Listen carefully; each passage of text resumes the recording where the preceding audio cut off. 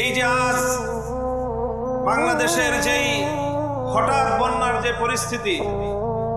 এই পর্যায়ে দাঁড়িয়ে আমাদেরকে অবশ্যই স্মরণ করতে হয় বাংলাদেশের অবিসংবাদিত মজলুম জননেতা মাওলানা আব্দুল হামিদ খান ভাসানীকে, যিনি এই ভারতীয় আগ্রাসনের বিরুদ্ধে,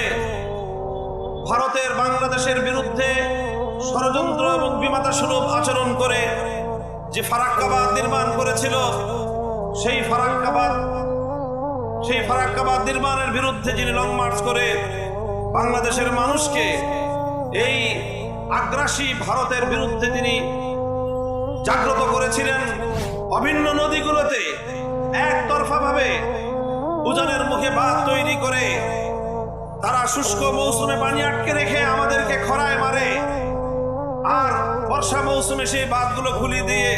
হঠাৎ একসঙ্গে